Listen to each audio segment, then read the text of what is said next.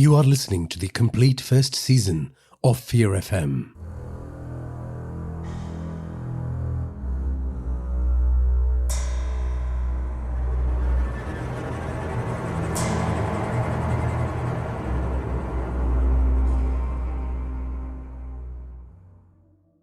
Things hadn't gone well for Prakash this year. He lost his well-paying IT job in the US, thanks to the recession, and he had to pack his bags and move back to India, to his mother's house, to the abode of a woman he had detested for a long time. After all, she was responsible for his dear father leaving them when he was a little boy. Now she was sick and slowly wasting away, and he had no interest in looking after her. Call him a bad son. What's one more insult? The loser who couldn't make it in the US. The failure who had to ditch his ambition and come home with his tail between his legs. His mother wheezed and moaned in pain and muttered all night long like a bodily manifestation of his failure.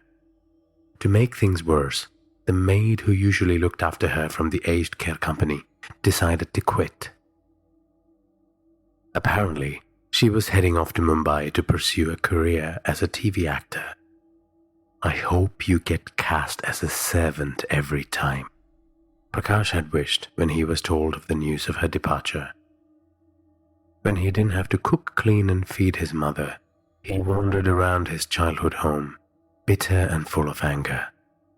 At his employers, the economy, at his mother, at his judgmental neighbors, his relatives who rarely dropped in, his relatives who did visit that he hated. So much hate.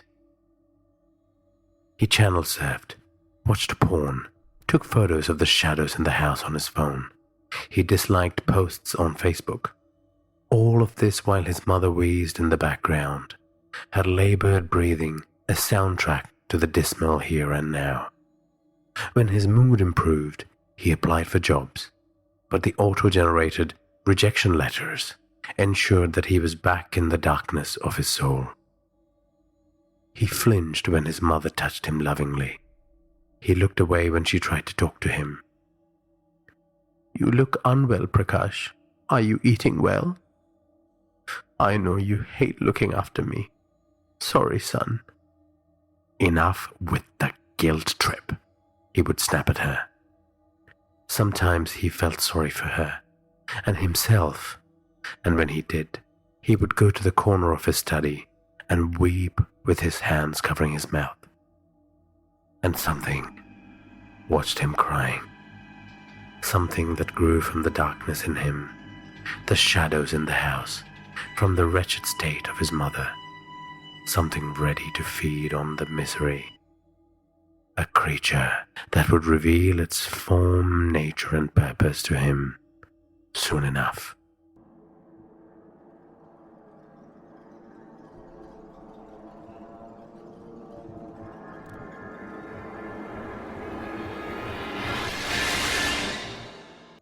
His mother vomited overnight while he was asleep. So Prakash's first job, even before he had his coffee, was to get the rags and the mop and the bucket and get to cleaning the mess. He moved his mother to the living room couch, asked her to wait there in her soiled clothes, and then he proceeded to clean the bedroom. He muttered under his breath as he cleaned the filth. "Couldn't you just die, woman?" he said, and then felt immediately bad for wishing ill on his mother. When he was done cleaning, he took his mother to the bathroom and seated her on a plastic stool and asked her to strip. He then waited outside while she covered herself with a towel. "Son," she called out feebly. He bathed her with warm water, washing away the vomit as she stared blankly at the wall. He had seen that look a long time ago in her eyes, the day his father left, when he asked her, "Do you really want me to go? Are my sins that unforgivable? What about everything we built together? Our Prakash?" He didn't understand what his father meant by sins. He could never imagine his father sinning, and he had never managed to find out to this day. As far as he was concerned, it was a load of bullshit his mother had cooked up to drive his father out of their home, out of his life. She had the same blank look in her eyes that day, and she never stopped his father. The days and nights in his home, in his new life, drifted away like dry leaves in the wind. This was made worse by his decision not to go out of the house. He did not take calls of even the few close friends he had left. It was turning out to be another boring night in his house, except he sensed something sinister in the air, something a bit off, like a painting that was not level. It took him a while to go to sleep. The fan was struggling to move cool air around the room that night, and the unsettling feeling that dawned on him earlier that night intruded his sleep. After a while, he gave up trying. No sleep tonight, he thought.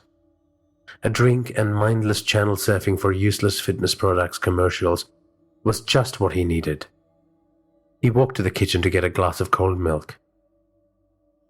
Then, he heard what can be best described as a loud sucking sound coming from his mother's bedroom. What's going on? He thought to himself. Hope she's not vomiting again, or worse. He slowly walked towards the bedroom, adjusting to the semi-darkness in the house, dimly lit by the light coming in through the windows from the street lamps. He peered into the room, in the direction of his mother. It took a while for him to believe what he was seeing. A shadowy form was seated on his mother's body, and it had its mouth clamped around his mother's face, as if it was trying to swallow her whole head.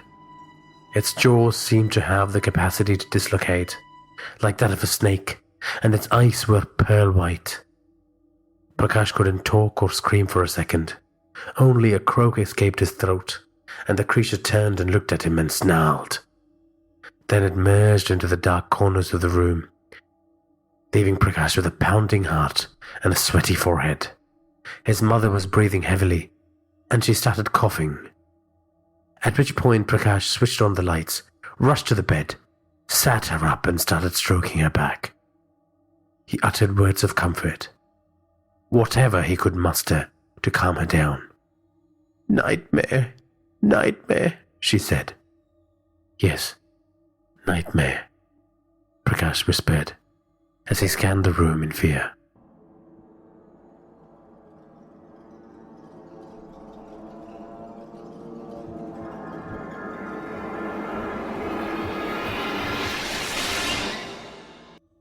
Dhruman, the representative from the aged care company, was sipping his tea loudly as Prakash shifted uncomfortably on the couch.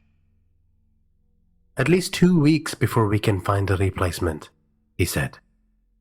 "But you said 10 days, and that deadline has passed, and now you're telling me it's going to be another 14 days? Prakash said.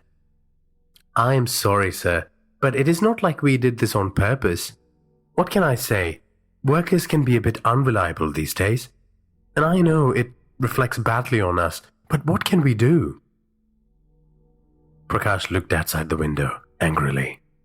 It was blinding hot outside, and he was glad they had installed a new fan in the living room. "I'm going to offer you a refund for the 2 weeks of advance payment you made, and you can start the new payment cycle when we get someone in," he continued.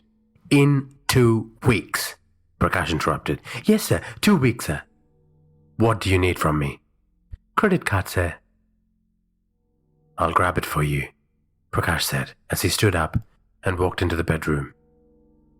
Dhruman pulled out his phone and started browsing his Facebook page. Initially, he ignored the sounds coming from underneath the couch.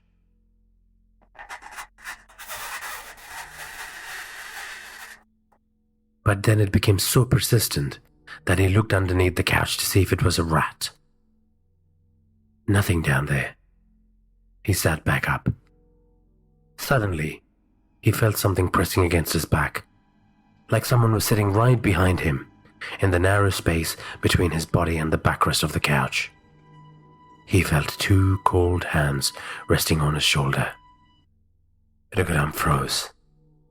The hands moved down.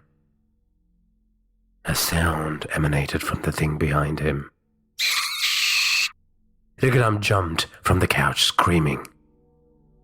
When he turned around, there was nothing on the couch. He took in some deep breaths and then let out a nervous laughter. That is when he noticed what looked like smoke billow out from underneath the couch. But the way it moved, it was not like any smoke Raghuram had ever seen in his life. It formed a black humanoid head with pearl-white eyes, and it stared at him from the floor. Raghuram screamed again. Someone grabbed his shoulder. He nearly jumped out of his skin, swatted at his body, and turned around. It was Prakash. When Raghuram looked back down at the floor, the face was gone. "What happened?" Prakash asked. The thing, that face, there was," he said. "What?" I saw something." Raghuram sat down again. He had turned pale. He grabbed the credit card from Prakash and punched the numbers into his payment app hastily. "You should have a refund in 2 business days. I'm heading off now," he said. Raghuram nearly ran out of the door, leaving Prakash surprised and confused. Prakash wanted to stop the man and ask him what he saw, but he was long gone. Prakash was left with the same unease he felt the other night when he imagined the creature trying to bite off his mother's head.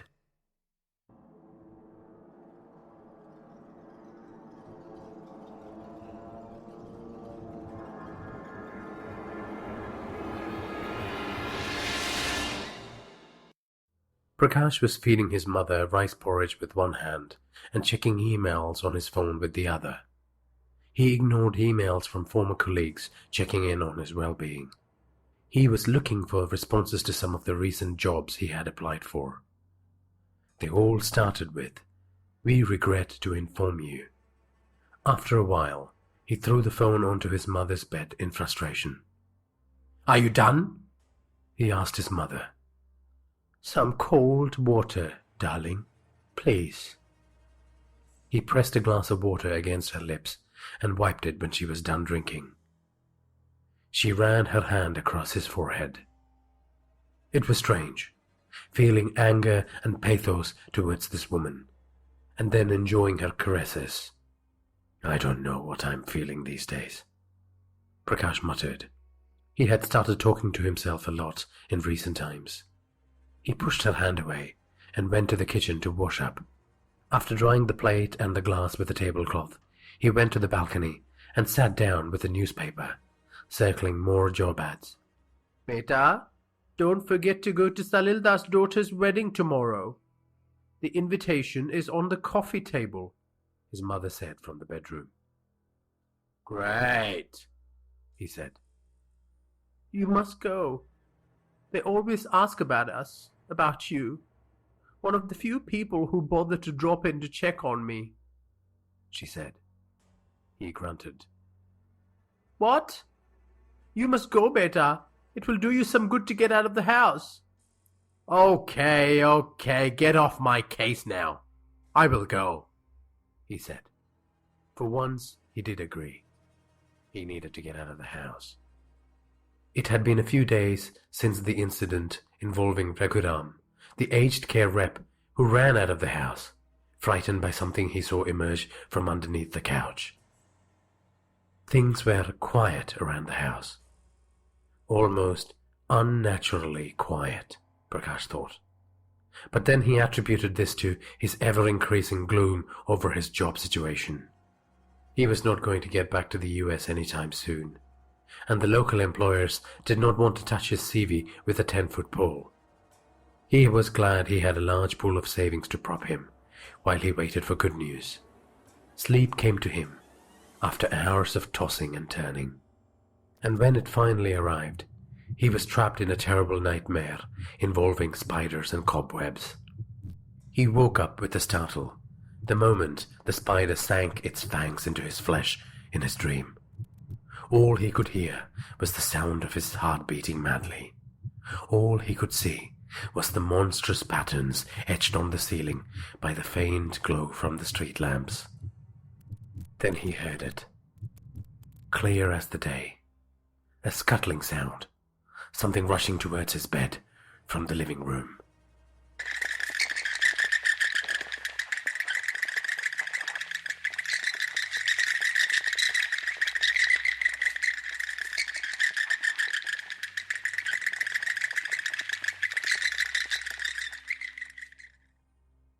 His body froze in anticipation.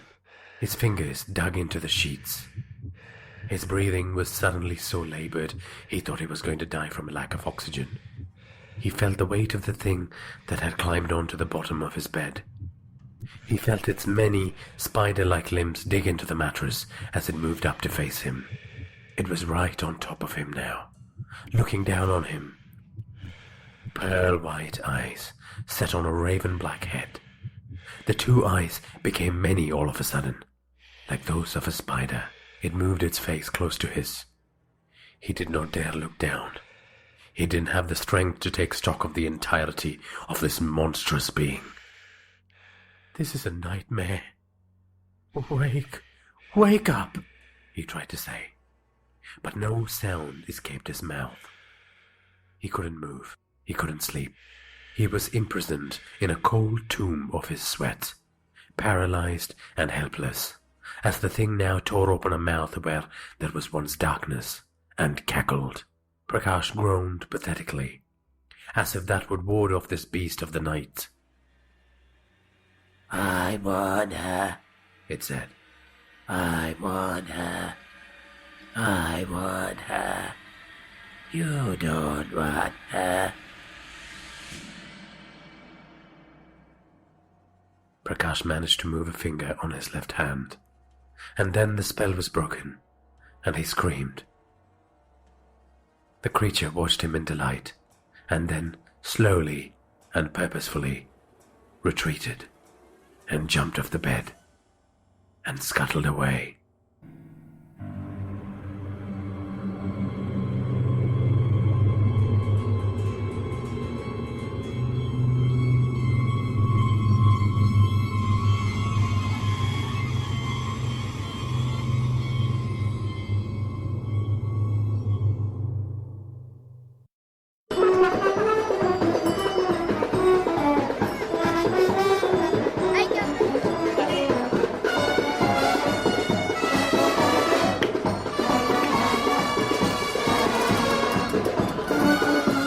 Prakash tried to shut out the sounds of the wedding by reminiscing about the conversation he had on the bus on his way here, trying to dim one painful experience with another. He had run into a college mate of his, Vaishnav. "My friend, long time no see. Are you back from the US? I thought you settled there. Married a Gauri. Oh, you must have lost your job because of what my father jokingly calls KFC. He droned on. No need to go to the US, yaar. Start a startup. So many people are becoming overnight millionaires. I remember from college days, you were an inventive, creative guy. I thought you would have been an entrepreneur. What happened, yaar?" Prakash dug his thumbnail into the flesh on the back of his hand and drew blood. Presently, a dance celebrating Mr. and Mrs. Whoever, the newlyweds, was in full swing. He had avoided people he knew by disappearing into the crowd. But no amount of hiding could save him from Ekta ji, the bride's mother, Salilda's wife. She appraised him like a cattle merchant appraising a sick cow. "Did you have lunch, beta?" "Yes." "Good." Prakash coughed. His throat was suddenly dry. "How are you finding it, looking after your mother?" There was vehemence in her voice. "Good, Auntie Ji," he said, looking at the ground. "She suffered alone for a long time, you know. God brought you to her from the US on purpose." "So people tell me," Prakash said bitterly. A look of kindness suddenly came across her face, as if she had instantly conjured up some empathy in her soul. "What is wrong? You don't look well. Is everything okay at home?" Yeah.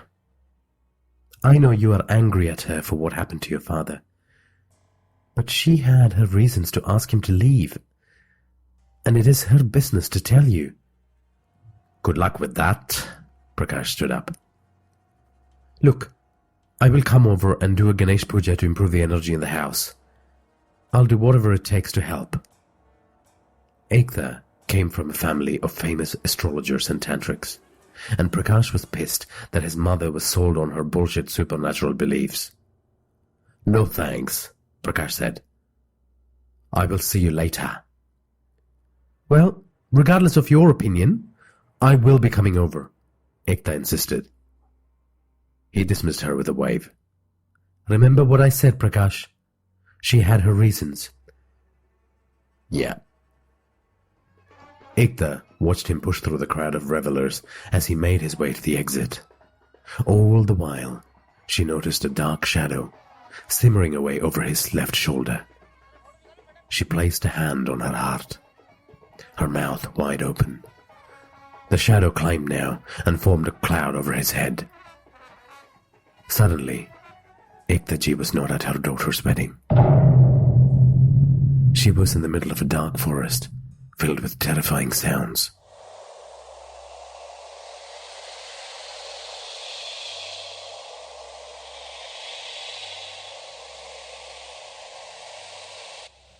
A shadow emerged from the thick foliage, its footfalls crunching the leaves. What was this creature? It walked towards her, slowly at first, then faster. It abruptly stopped when it was an arm's length away from her. Then it spoke in whispers.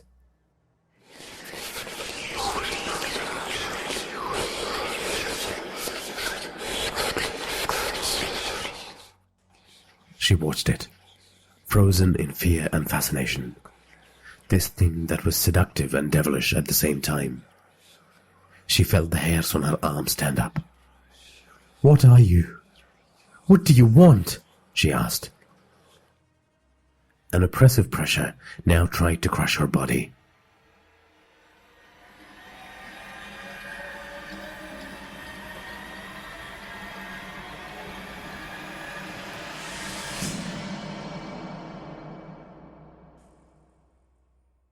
She stepped back, repelled by its malevolence. And it was right behind her, and it screamed into her ears.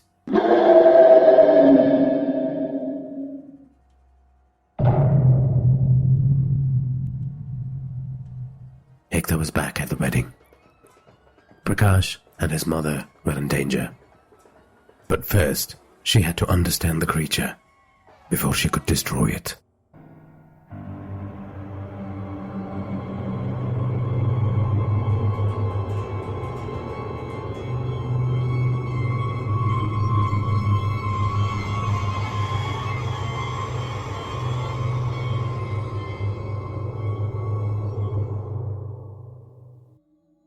Prakash sat on a bed with clean sheets in a tiny room with a noisy fan, waiting for the sex worker he had paid for.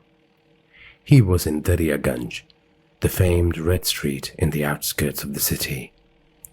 There were faint sounds of creaking beds and faint moaning coming from the nearby rooms. A rainbow of colors entered the room through the openings in the wall, made for ventilating the windowless rooms. It was always Christmas and Diwali in the streets outside. The hordes arrived in their cabs and private cars and motorbikes to pay for pleasure. Presently, the sex worker entered the room. She was in her late 20s and wore a plain blue sari.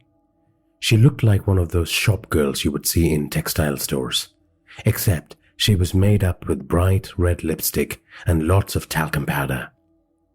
She had a timepiece in her hand, and she set it on the floor and said, "You have half an hour, sir." She then latched the door. She turned towards him and dropped the top half of her sari, exposing her firm breasts, struggling against the blouse.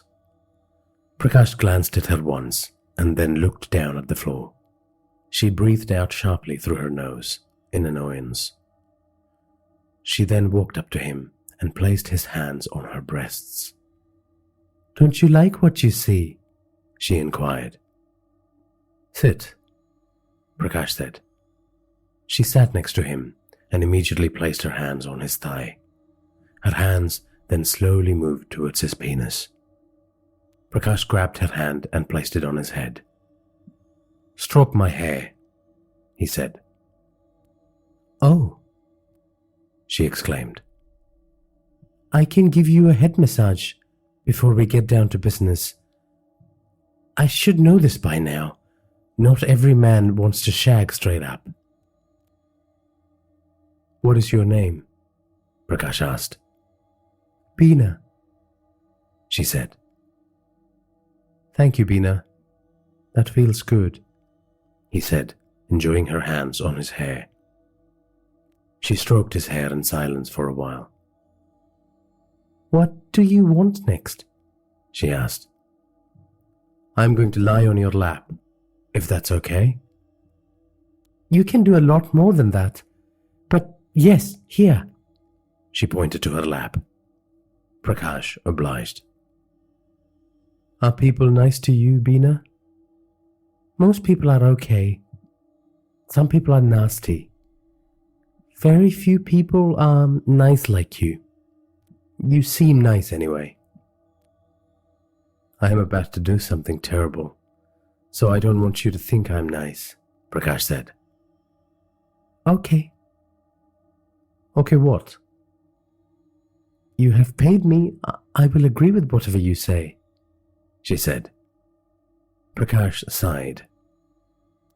A woman announced the end of her time with her customer with a loud and fake orgasm next door. "I can do hand relief?" Beena said. "No," Prakash said. "I'm glad you think I'm nice. Thank you for saying it." "Oh, no problem." "You didn't think that I was nice because I paid you, right?" "No, you seem nice." Prakash sat up. "What is this thing you are going to do that is not nice?" she asked. Prakash looked at her with shame. "I'm going to drop my mother off at an old age home. I cannot look after her anymore." Beena stayed quiet for a bit, then she spoke up. "It's not an easy thing, I understand. But are you sure you want to do this? Because you look sad that you have to make this decision." "I don't know, Beena. It has been a while since I have made good choices in life. I will chalk this down to another one of my terrible mistakes. Right now, it feels like the right thing to do." "Then it is the right thing to do," Beena said. She grabbed his hand and squeezed it. Prakash gratefully took in the kind smile on her face. He smiled back at her. He then kissed her cherry-red lips. "Thank you," he said. The alarm on the timepiece went off. They both looked at it simultaneously. Prakash stood up and walked towards the door to remove the latch.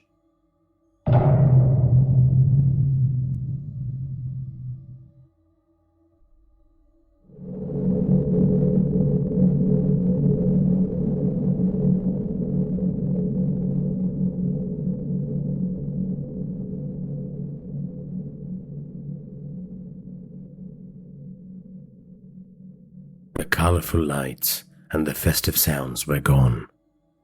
It was still the same room, but gone was Beena's warmth and kindness.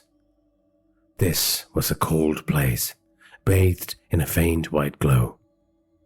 A pall of dread and malevolence blanketed the room. Fear bore a hole in the back of Prakash's head, and he had to muster a great deal of courage to turn around and look at the bed. And when he did so slowly. He could feel his muscles fighting against the movement.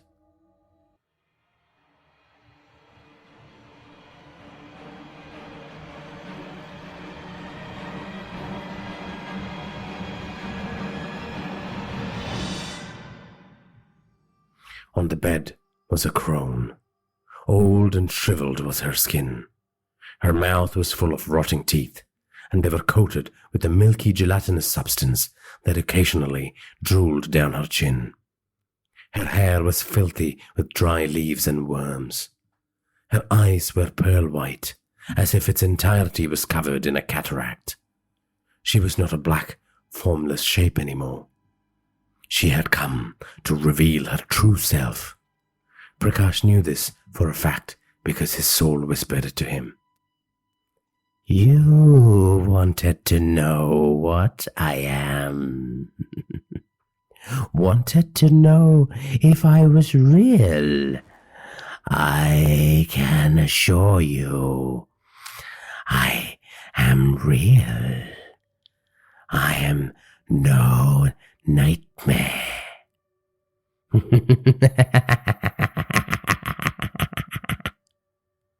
I am a darkin, and the darkness in your house called to me. Prakash froze. He could not move his body nor make a sound.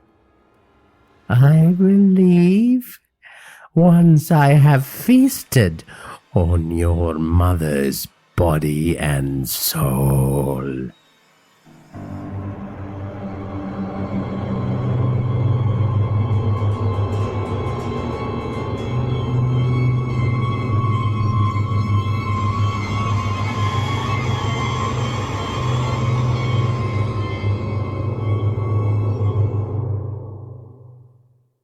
I'm sorry, Ma.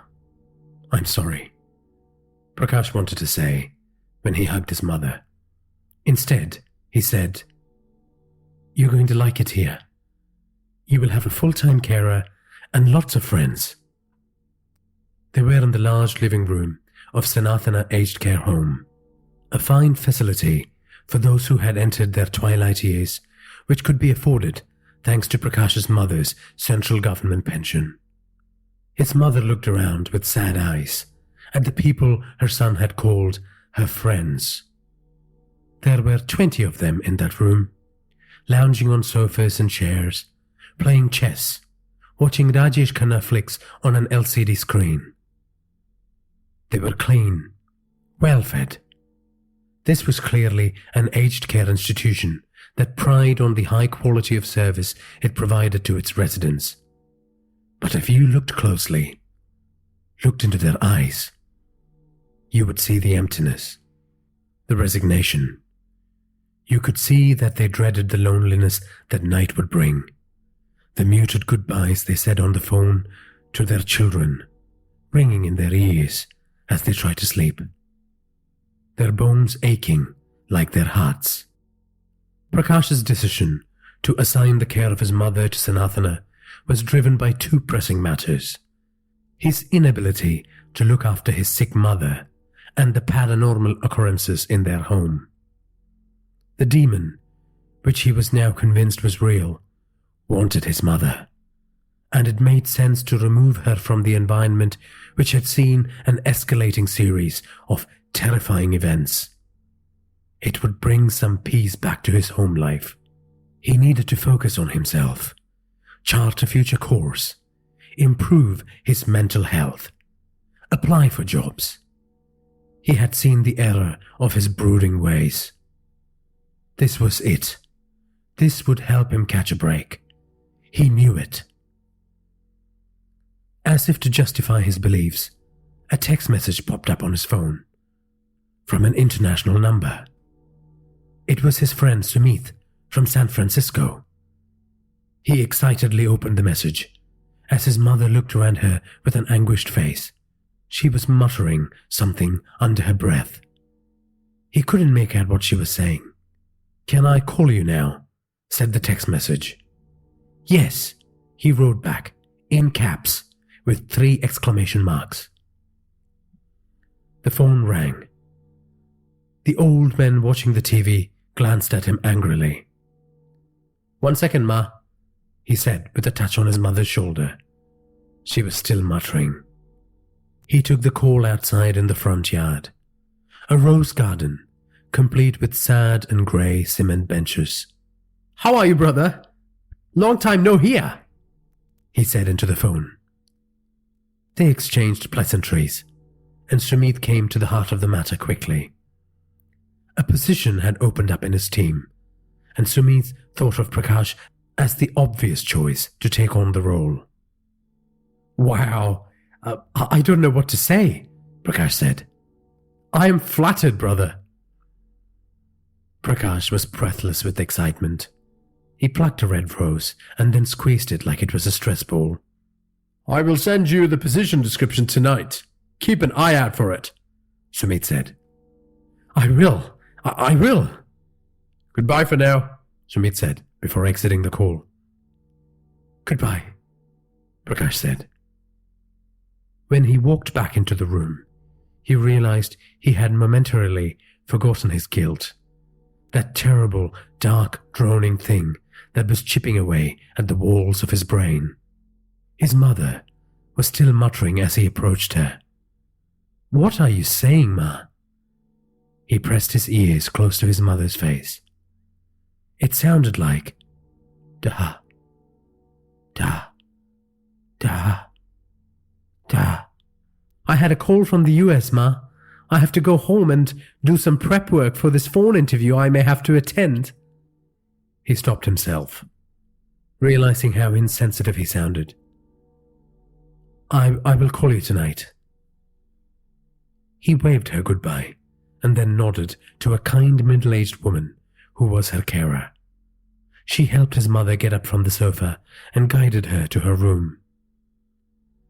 Prakash watched her walk away gingerly, as if she was stepping on a bed of glass. She was going to be fine here, and it was not like he was going to ignore her. He would call her every night, visit whenever he could. Hell, the distance might even help improve their relationship. He was escorted out of the premises by the watchman. The aged care facility was made up of 2 4-story buildings. It had lifts and ramps and western toilets, gardens and yoga classes, nurses and an on-site doctor, gaming rooms and cable channels, dedicated carers for each resident. Prakash rattled off the features listed in the organization's brochure in his head. She was going to be fine here. Prakash felt it in his soul. He had done right by her. He felt his guilt slowly dissipating. The gate closed behind him. She was going to be fine. When he got home, Prakash took a good long shower, had a quick dinner, and waited in front of his open email inbox for that magical sound that would herald the arrival of his ticket back to the US. The bad times would be in the rearview mirror soon enough. He knew it.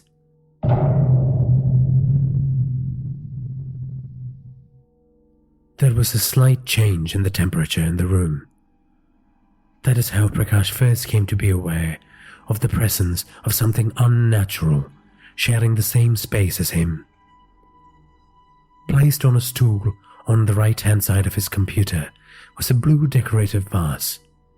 He thought he saw something reflected on its shiny surface, but that turned out to be nothing. Stop it, Prakash, he said to himself. The thing, whatever it was, it's gone. Get your shit together. The email from Sumit. Hi, bro, see attached PD. Let me know what you think, and we'll tee up a Skype interview soon. This is it, Prakash said excitedly.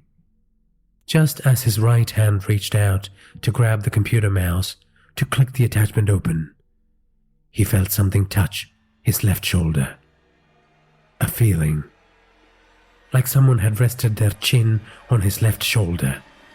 The weight of a pointed chin, strands of hair, and a cold ear tickling the skin on his left cheek. Wheezing close to his ears.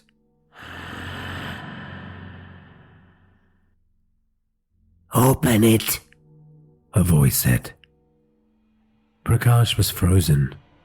He couldn't move, couldn't turn around, couldn't fight the thing that was resting on his shoulder. "Open it!" He started breathing anxiously.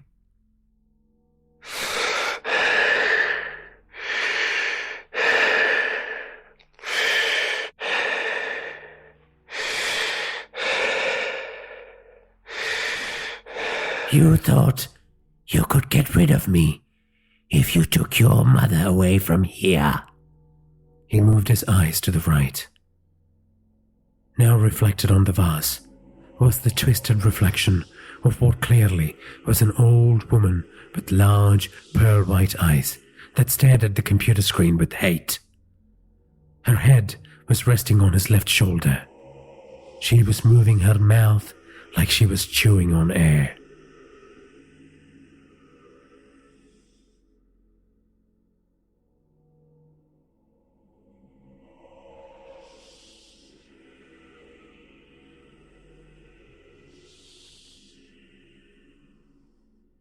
"You thought she would be safe if you took her away from here."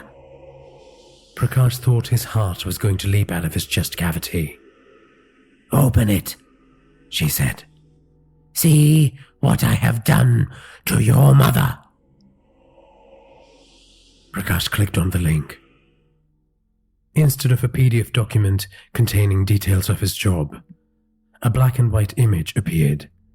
It was taken from the perspective of someone who was standing on a rooftop, few stories high, looking down at the ground. He recognized the place. Recognized the rose garden with its cement benches. What did it mean?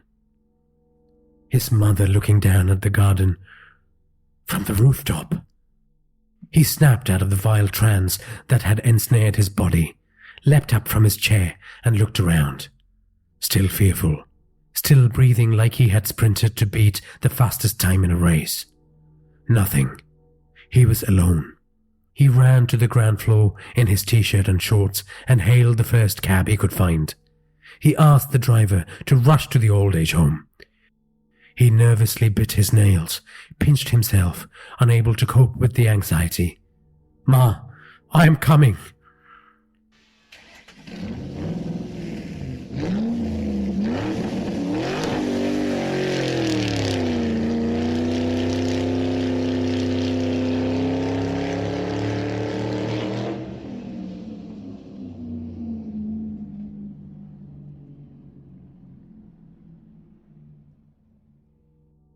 When they reached the destination, Prakash leapt out of the cab, threw some money into the front seat, and ran to the gate of the old age home. He started banging loudly, again and again. Then he stepped back and looked up at the top parts of the two buildings inside the compound. At first, he couldn't make out anything in the darkness of the night. The watchman opened the gate. "What do you think you are doing, asshole? I'm going to call the police."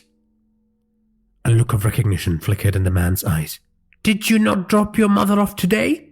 Come back during visiting hours," the watchman said, as Prakash continued scanning the rooftops.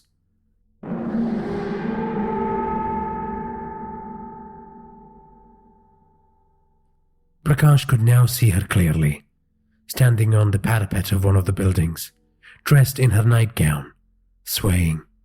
"Ma! Ma!" he shouted, directing the watchman's attention to the horrible sight.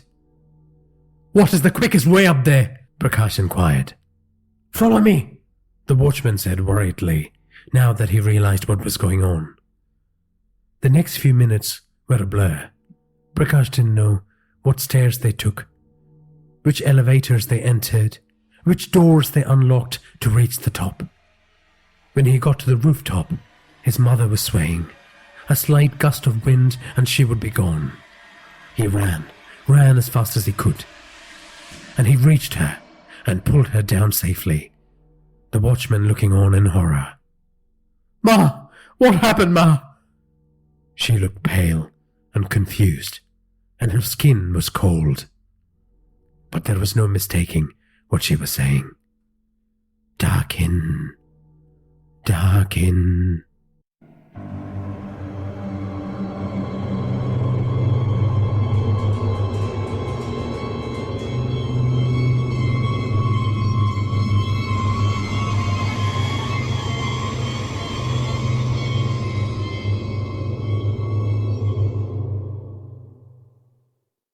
When Ekta ji rang the doorbell to the apartment, she was not expecting it to be opened.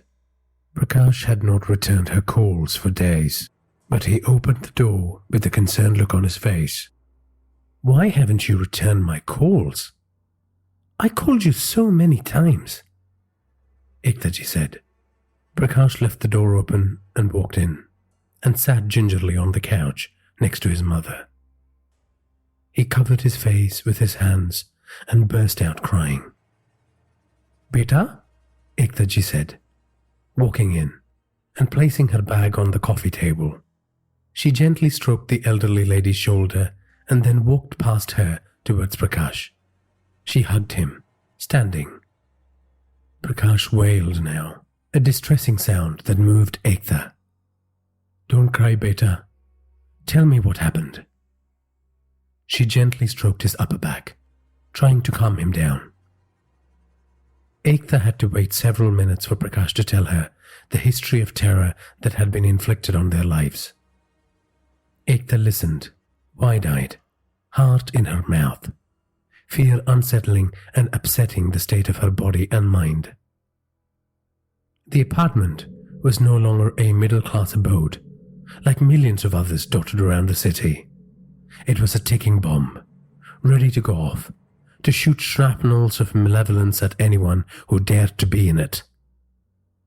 Ekta calmly listened to him, occasionally glancing at her elderly friend, who now seemed distressed. When Prakash was done, she sat opposite both mother and son with a grave look on her face. "Firstly, Sunanda, I want you to tell your son why you kicked out his father. If you don't do it, I will.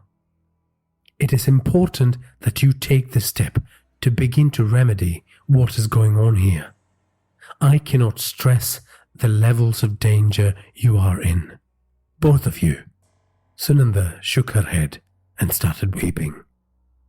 Prakash looked at his mother with tearful eyes, begging for answers. "I can't. I can't," Sunanda said. Ekta sighed.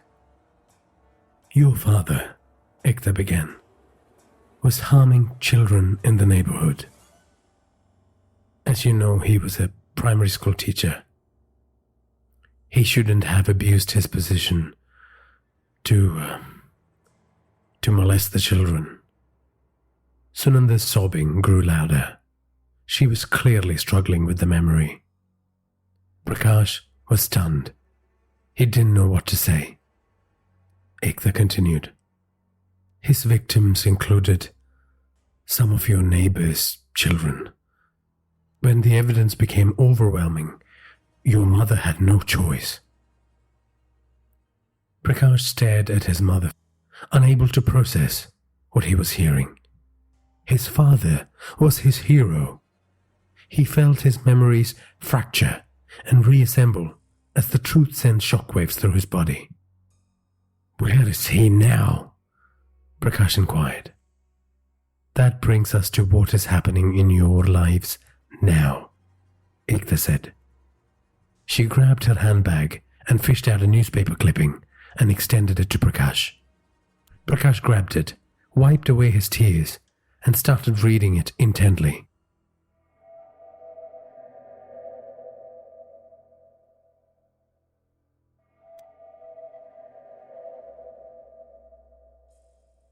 There was a black and white photo of a man who had committed suicide by hanging from a tree. He was wearing a pale full-sleeve shirt and dark-colored pants. The details in the news item were sketchy. The man had been living in a local slum. It was rumored that he was a convicted sex offender, that he was a schoolteacher once who was driven from his town in disgrace. A few days before his death, the slum dwellers had caught him molesting a little boy, and they beat him up and drove him out of the slum.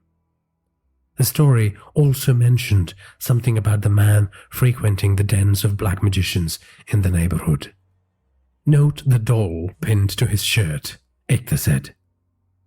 "Yes, I see it," Prakash said, noticing the black doll made with fabric, without any eyes, nose, or ears, pinned to his father like a ceremonial gift for his afterlife. A Darkin is a vengeful spirit that can take many forms. It appears sometimes as a child, sometimes as an adult, deformed, vengeful, and powerful, Ekta said. Prakash nodded, acknowledging the truth. Now that her suspicion had been confirmed, Ekta carried on. To conjure a Darkin, you must sacrifice a life. And I believe that your father had so much hatred for your mother and her act of exposing him as a monster that he offered his own soul to bring forth the thing that terrorizes this household. What must I do? Tell me, please, Prakash begged. This is going to be hard, child, Ekta responded. I will do anything to save my mother. I will not let that monster win, Prakash said. Ekta nodded. I will tell you.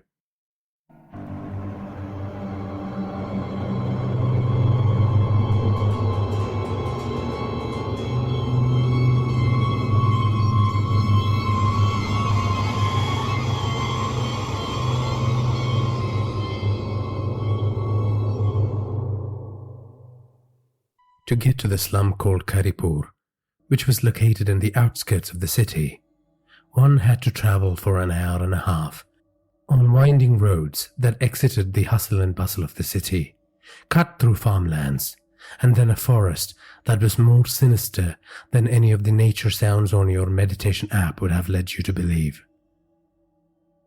Narakadanya, they call it, Ektaji said. Ektaji had been a great companion for Prakash as they drove to Karipur to see the commune of dark magic practitioners who Prakash's father might have engaged with to awaken the Darkin. She was full of stories about the myths that were prevalent about the places they journeyed through. The very gates of hell are meant to be hidden in the bowels of this forest, Ektaji said. Prakash was not surprised.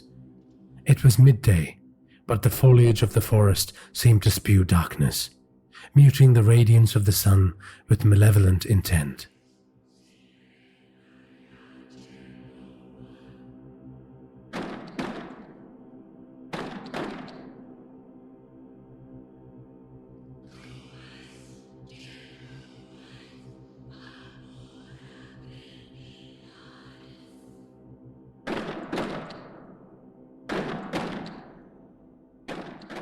They crossed the bridge over the river Kanti, on the banks of which lay the sprawling slum of Karipur, a dismal town made up of crumbling mud huts and asbestos sheets black as coal and rotting palm leaves.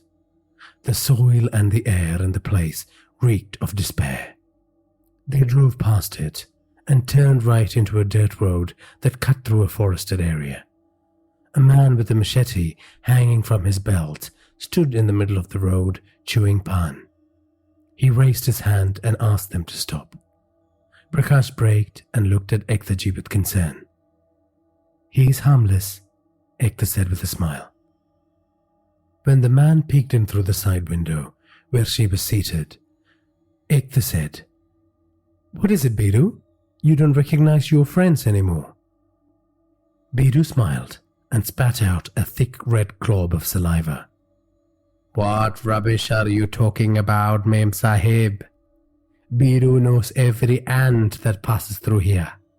My memory is my asset. Ekta patted him on the shoulder. This is my relative. We are here to see Dhruman Baba. Hello, Sahib, Biru said with a big smile, which exposed his pan-stained teeth that badly needed the attention of a dentist. Prakash waved nervously. Go ahead, Biru said. Prakash gulped. Then he slowly put his foot down on the accelerator as they drove down the path, the tires crunching the gravel and disturbing the peace of the surrounding woods. The road ended in front of a large rocky outcrop that had been carved with human hands to create shallow caves. He could see the faint glow of lamps from within some of the caves. Prakash parked the car under an enormous tree covered in creepers. Everything about this place radiated an otherworldly quality.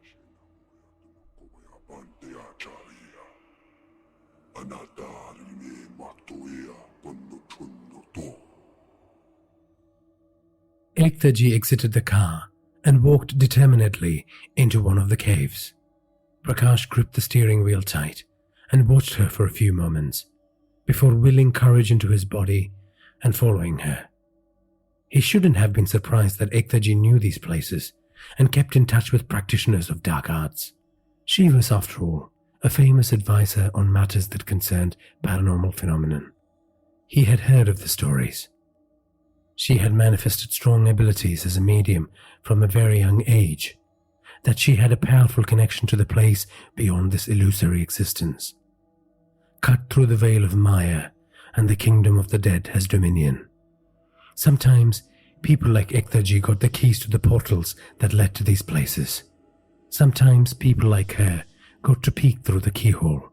At other times, they would open a portal and see what dwelt on the other side, only to send back that which had come through to the world of the living. The Darkin was here. She needed to be sent back.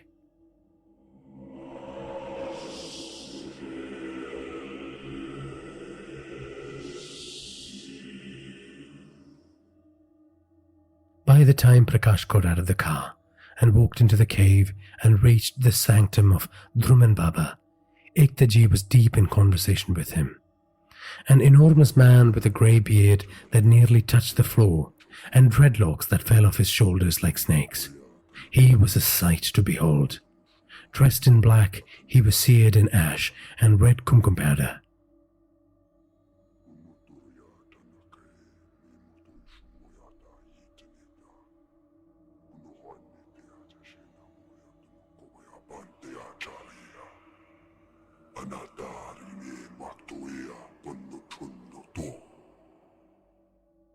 "This is the son you talk of," he said, looking at Prakash.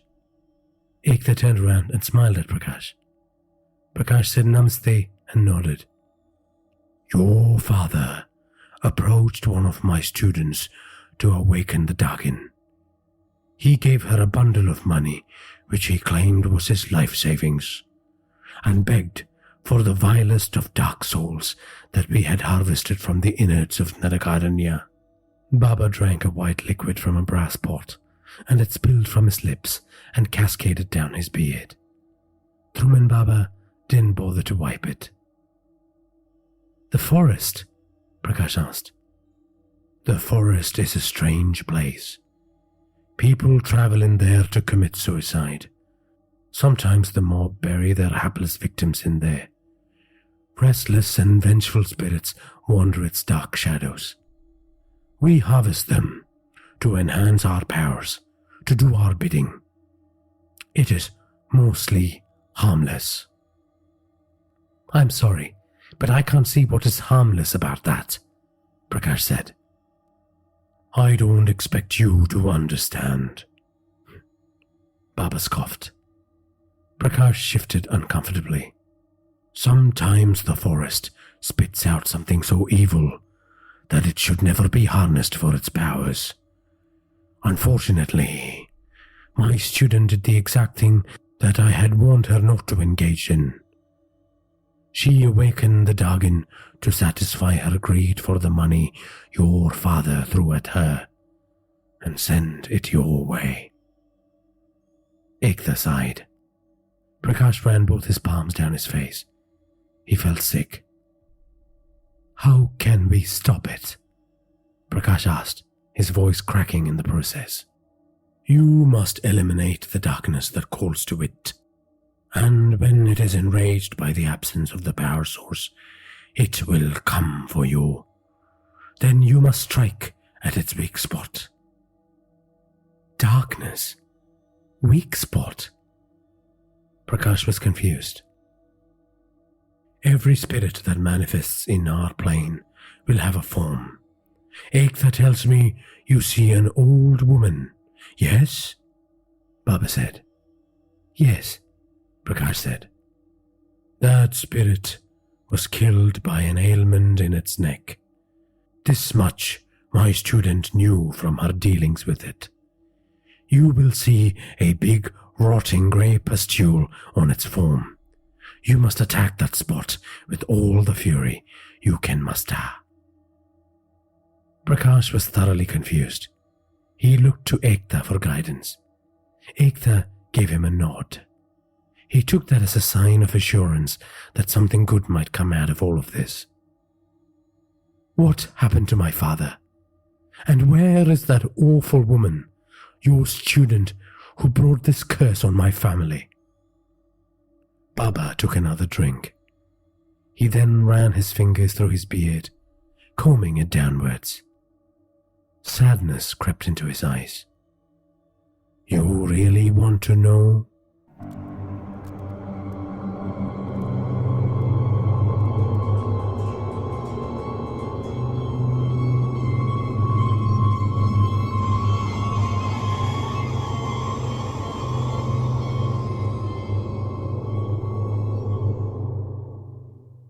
Rudra Devi prided herself on being Dhruman Baba's favorite student. She excelled at grasping his lessons on mantras and tantric rites that could manifest dark energies from the world of the dead and bring forth useful knowledge to share with the living, sold to the living for a good price. She had lived in poverty in Karipur slum. As a young girl, she sold corn and plastic toys at the local markets. And when that stopped bringing in the income, she sold her body to strangers. Rudra would have killed herself a long time ago if all she saw was the darkness in her life and in the people she engaged with. But what saved her was her ability to see beyond, see through the veil of darkness to the other side. All she needed was someone to guide her, and Dhruman Baba proved not just to be an excellent teacher, but also a savior.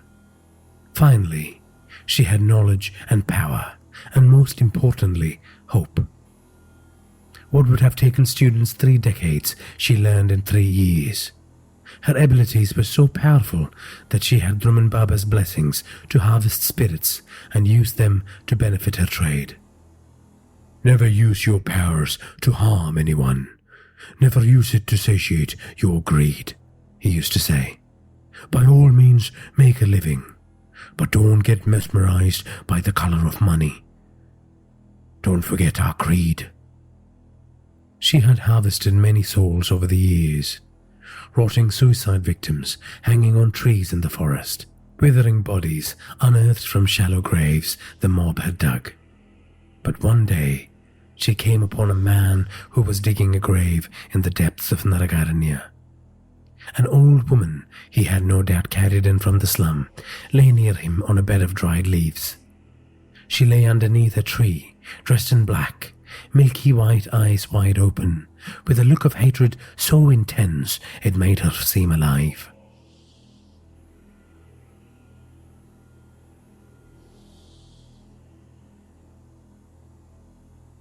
The middle-aged man in a tattered vest and dhoti stopped digging when he saw Rudra Devi. He dropped the shovel and joined his hands in reverence. The people who lived in the slum revered the dark magic practitioners of Naragaranya forest, especially Dhruman Baba and his students. The man saw Rudra Devi stare at his dead mother. She was my mother, this vile woman. That hatred you see on her face was her constant companion. She felt disgust for life and love, detested us children, her own granddaughters, our friends.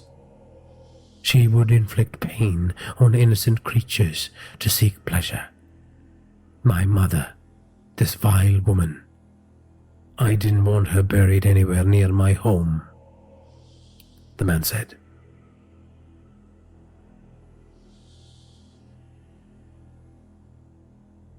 How did she die? Rudra Devi asked. The man hesitated. From old age? Rudra Devi did not believe him. She looked at the blue tinge on the dead woman's lips. It was not unusual in the slum to feed old people milk laced with yellow oleander juice to get rid of them when they became a burden. How much do you want for her? She inquired. What? The man asked. For not burying her, for parting with her body, she said. No, He nervously looked at his feet. I have to give you some consideration in return for your permission to perform rites on your mother's body. Whatever you like, Tantrika, he said after considering her offer. Here, she said, extending a black thread. It will enhance your virility even into your old age, blessed by the great Baba. The man accepted the blessings happily. He looked at his mother and then back at Rudra. You may go now. I will look after her, she said.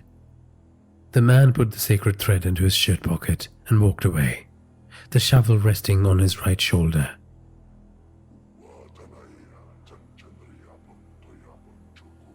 Rudra bound the old woman with a rope against a tree.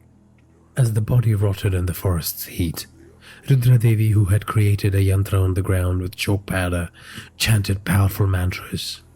The rituals went on for 7 days and 7 nights. A deadly rage emanated from the spirit. She had never felt such hatred from a subject before. It was not unusual for spirits to be angry during the harvesting process. But this was something else. But Rudra was confident in her training, and she persisted through the difficult phases of the ceremony.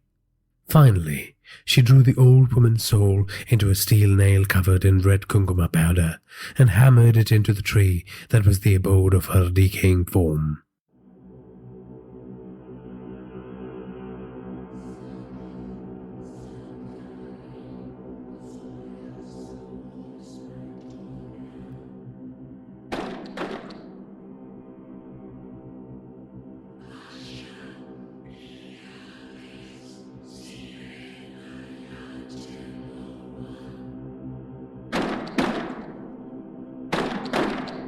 Once Rudra completed the rites, she returned to Baba, boasted to him about her successful harvest. She was so proud of what she had accomplished, and she couldn't wait for someone to come looking for her services, for something truly special, something that demanded higher than usual rates. A big bundle of notes thrown at her feet, demanding she unleashes the spiteful soul on some hapless victim. Baba's ethos had served him well, but she was not obliged to embrace his creed. Where was right and wrong when her father made her eat grass because they ran out of food? When she was hit like a fucking dog by her mother for failing to sell enough corn? When diseased truck drivers ravished her soul without mercy? I see darkness in you, Baba used to say. Remember my teachings. Do not succumb to temptation, child. But when a disgraced school teacher and a child molester from the nearby slum threw a large cloth bundle full of notes at her feet, Rudra Devi silenced the better angels of her nature. The man had the nervous energy of an animal who was being hunted. Dark circles around his bloodshot eyes, unkempt hair, filthy clothes. I want revenge, he said. I want the woman who wrecked my life to suffer. It will cost you more than a bundle of money, Rudra Devi said. Take it. It is a lot of money. It is all of my life's savings, he said. More, Rudra Devi said. Anything, the man said, falling on her feet. Anything.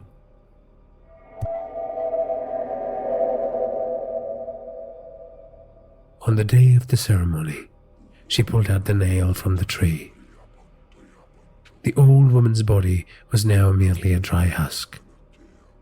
Rudra hammered the nail into a featureless doll made from black cloth and stuffing from old mattresses. "You must have this on you when you do the deed," she said, extending the doll to the man. "Yes," the man said, smiling crazily.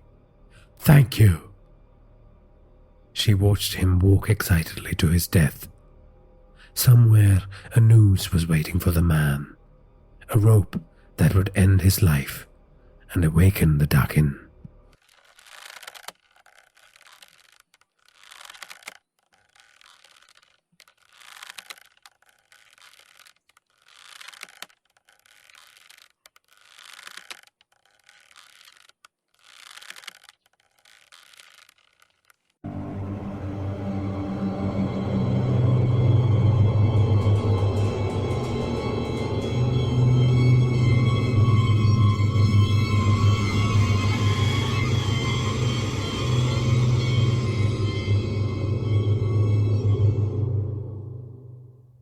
"What happened to your student?" Prakash asked, after taking a few moments to process what he had just finished hearing about his father. The air in the cave seemed stale. The lamps dimmed, as if the life had been sucked out of their blue hearts. Ekta ji shifted uncomfortably as Dhruman Baba began. "After your father's death, Rudra came to me, complaining about visions, about someone following her. She looked frail and distraught. She wasn't clear about who or what it was. I tried to help, but she declined my advice and said she knew what to do. One Sunday, dressed in ceremonial red, she walked into that forest to perform rites that would banish her tormentor. But she never came back."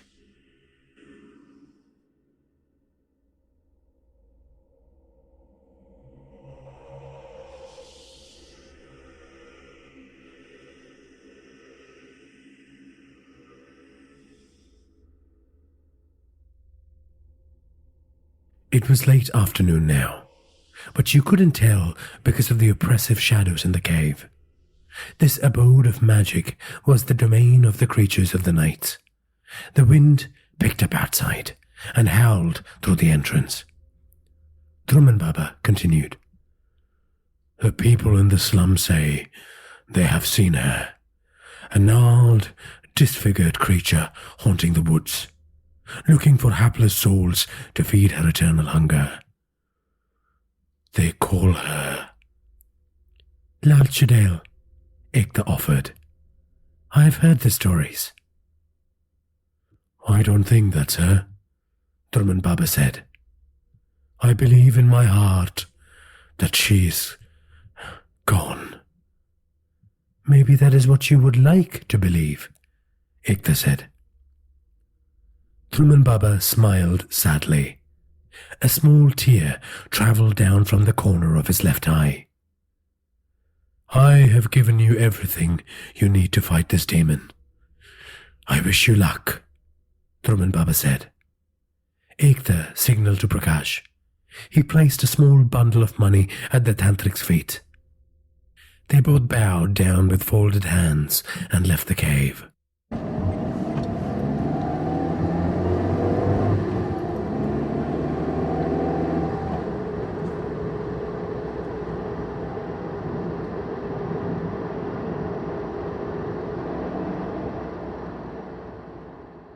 Prakash was looking out through the window at the passing forest. The setting sun made it look even more sinister. They had passed many roadside shrines dedicated to people who had died in accidents or gone missing in the forest. "Do you think this truly is the portal to hell?" Prakash asked. Ekta said nothing, but Prakash could sense that she was fighting the overpowering sense of evil that surrounded them. She saw and sensed things he would never understand. He took her silence as a confirmation of the evil that surrounded them.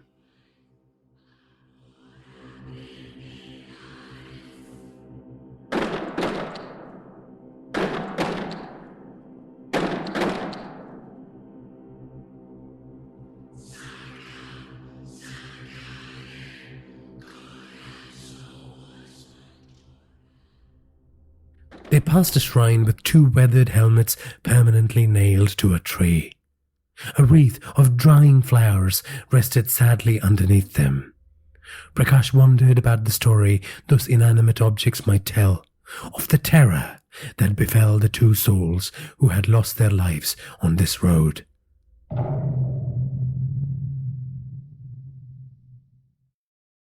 "5 years ago."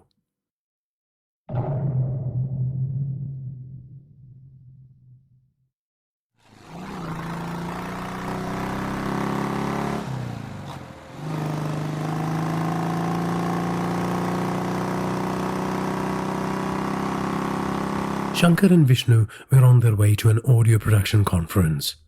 They were from the neighboring city, and the only way to get to their destination was the road that cut through Narakaranya forest.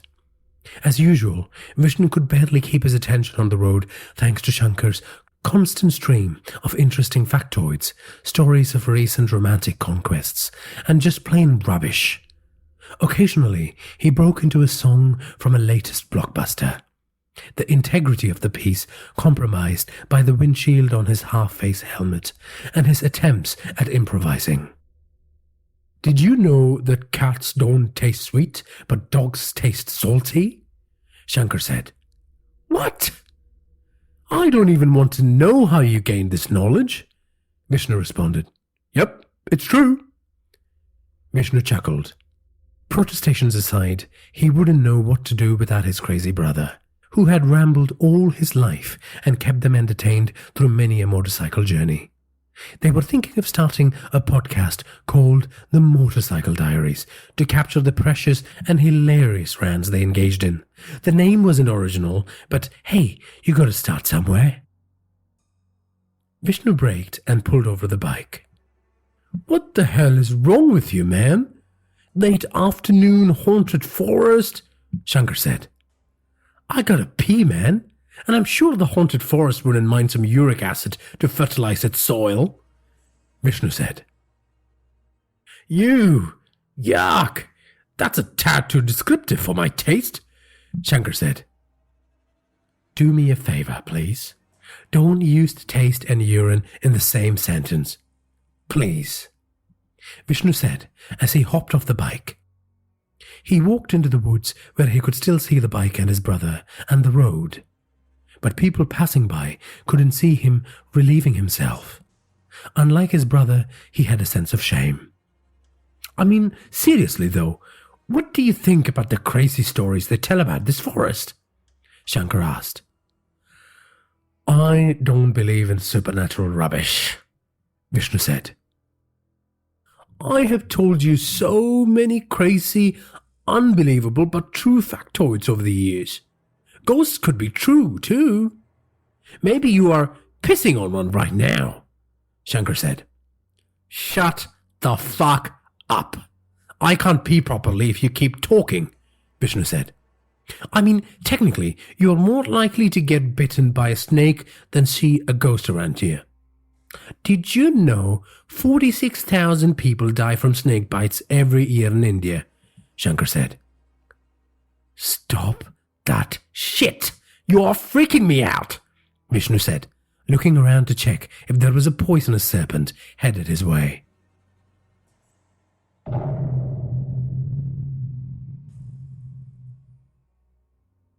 The forest was suddenly unnaturally quiet. Even Shankar, who never stopped blabbering, had gone silent. Vishnu zipped his pants and turned round, half expecting his brother to be standing behind him with a vine or a stick, pretending it was a snake he had wrestled into submission. Instead, his brother was nowhere to be seen. In fact, he couldn't see the road or the bike. It was as if he was suddenly transported to another part of the forest with an unending row of trees. "Shankar? Shankar!" he called out. He walked towards the trees where his bike should have been. There was nothing there.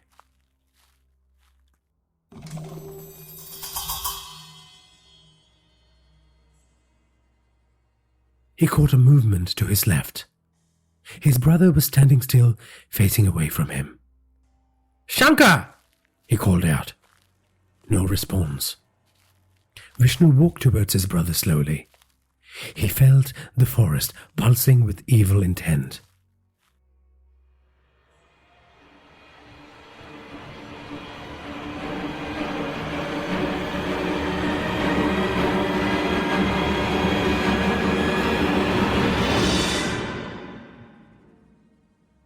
When he reached him, Vishnu touched Shankar on the shoulder. No movement. Suddenly, Shankar brought his arms up to his face, and Vishnu heard the most disgusting of sounds.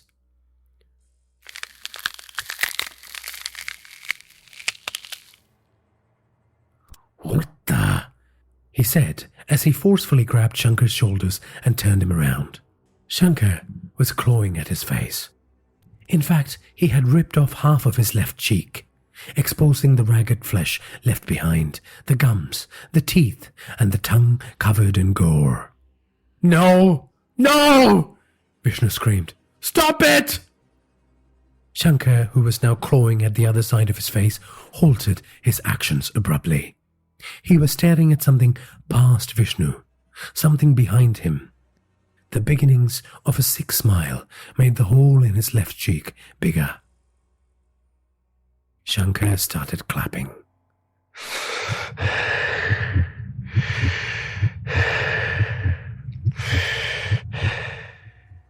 Vishnu turned around slowly, with dread.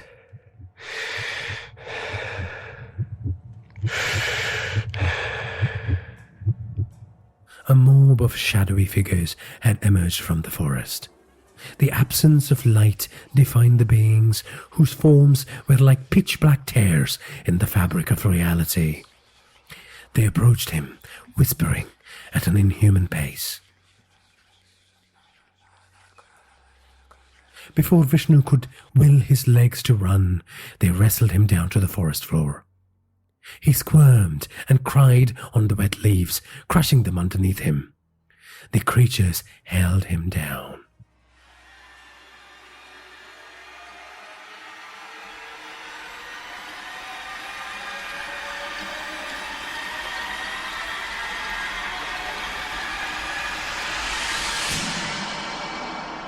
Shankar was in a frenzy, clapping and shouting joyfully. "Glory! Glory to the Master of Shadows!" The soundtrack of his madness merging with the sounds of the forest. The shadows gathered stones and wood from the forest. They stood over him now, holding up the primitive weapons, ready to attack. Vishnu sensed their demonic desires like a crushing weight on his chest. His body was paralyzed. Their iron grip made it impossible to escape. The first stab from the sharp end of a stick punctured his right eyeball. Before he could process the pain from it, a rock crushed his skull in. Then something punctured his lungs. His kneecaps shattered next. With each strike, they reduced his body to a form that would make identification a difficult process.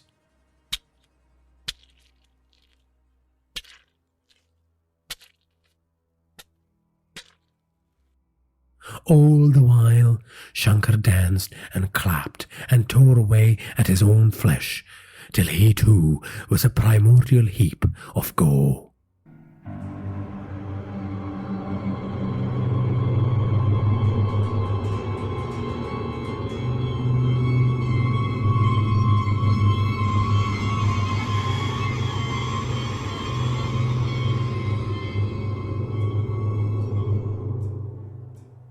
Prakash paced in front of the computer, occasionally glancing at the email from his friend Sumit in San Francisco. It read, "Dude, what happened to you? You have declined the last 2 calendar invites for an interview. My boss is growing impatient. This is your final opportunity. If money is the issue, we will negotiate. We know how good you are, and I will see to it that they cut you a great deal. So respond to the invite ASAP."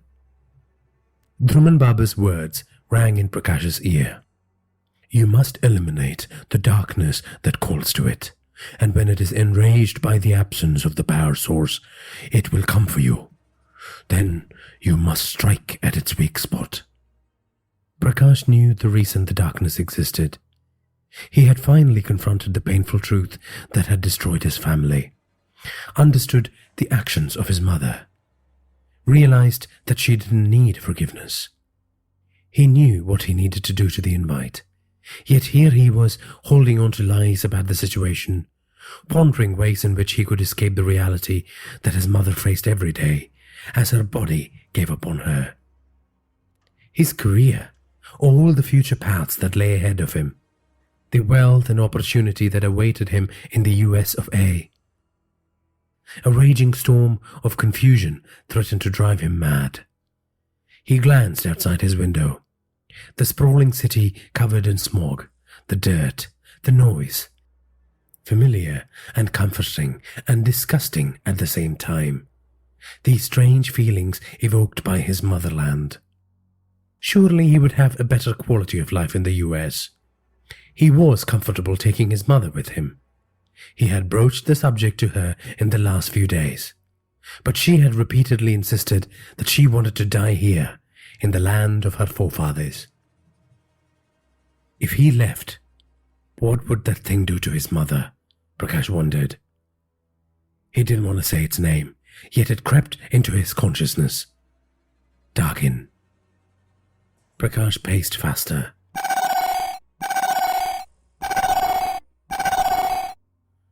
The alarm on his phone went off. He had promised to take his mother to the local garden. It was good for her to get out of the house and enjoy some fresh air.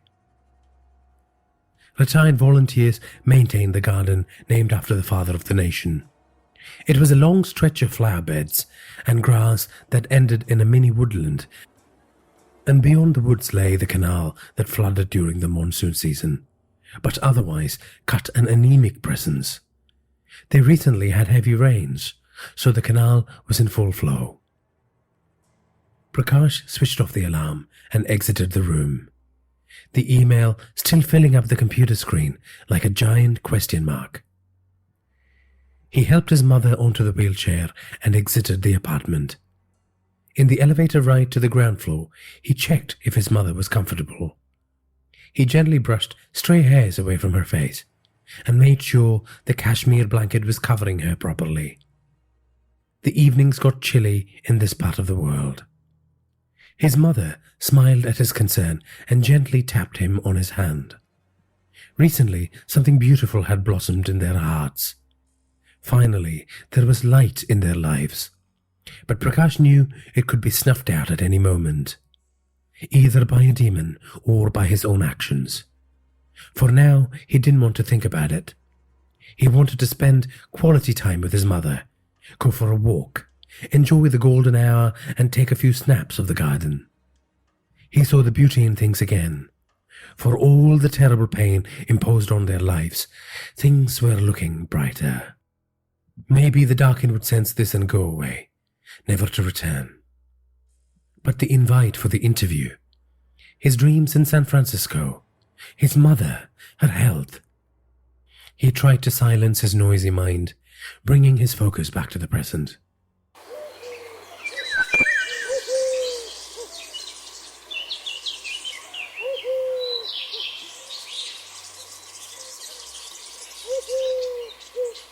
Prakash and his mother moved through the garden enjoying the sights, waving hello to people who they knew from the neighborhood.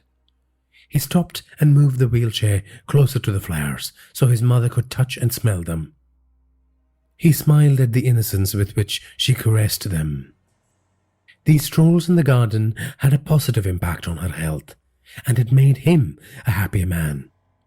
They moved past the flower beds and arrived at the edge of the small woodland. He parked the wheelchair under a tree and took his phone out to capture photos of butterflies. "Won't be long, Ma," he said. He walked away from his mother to where the English roses were planted in a neat row. He altered the settings on his phone to ensure the focus was right when he took the snaps. While his mother was a quiet, soft-spoken woman, She was not in a vegetative state. She always made her presence felt through the shuffling of her clothes or the tinkling of her bangles. He couldn't sense her near him. He turned around, expecting to see her asleep in the wheelchair. Instead, she had disappeared. Prakash panicked. "Ma? Ma!" he shouted. He looked towards the entrance of the garden. It wasn't as packed as before, but a few people were still stretching and chatting to their friends while enjoying a rest on the steel benches. His mother was nowhere to be seen. She wouldn't have gone off without telling him. He looked towards the woods, now darkening with the setting sun. He pocketed his phone and ran into the woods. He shouted after her. No response. The woods that looked so serene and beautiful before had now transformed into a chakravyu, the ancient battle formation in Hindu myths that trapped hapless enemies in its spiral tentacles. A maze that slowly crushed their will to live. Prakash did a 360. Rows upon rows of trees stretching into the distance. It seemed the place had suddenly expanded in size.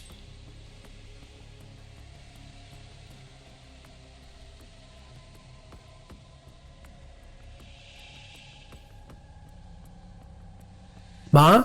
Ma!" he shouted. Nothing, not even the chirping of birds returning to their nests. He wiped his sweaty palms on his pants and looked in all directions. Where was she?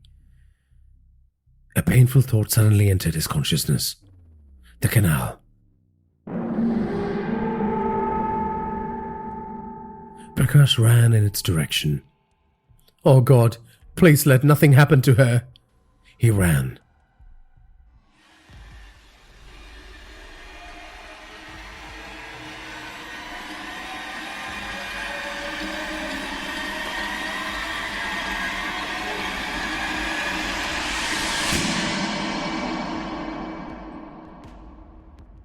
He could now see the Dakin pushing his mother purposefully towards the canal.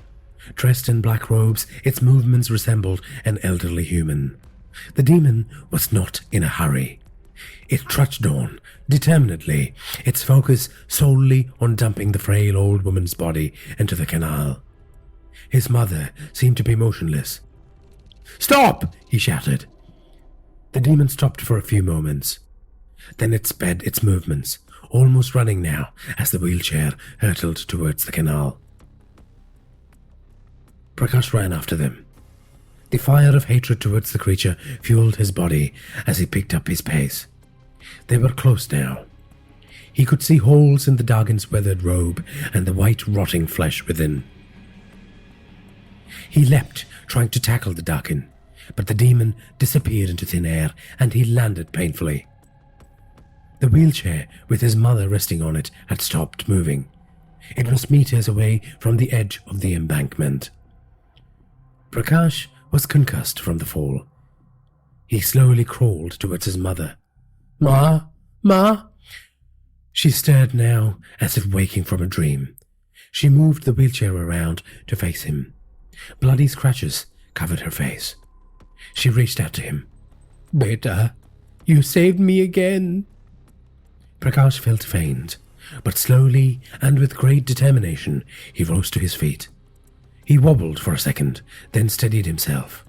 Then he hugged his mother and wept like a child. He knew what he needed to do. When they finally got home, he tended to his mother's wounds, fed her a warm glass of milk and put her to bed. Then he went straight to his computer, declined the meeting invite and sent his friend a polite note thanking him for the job offer. "I have decided to stay back home to look after Ma," the note said. From a distant corner in the apartment, he heard the creature wail.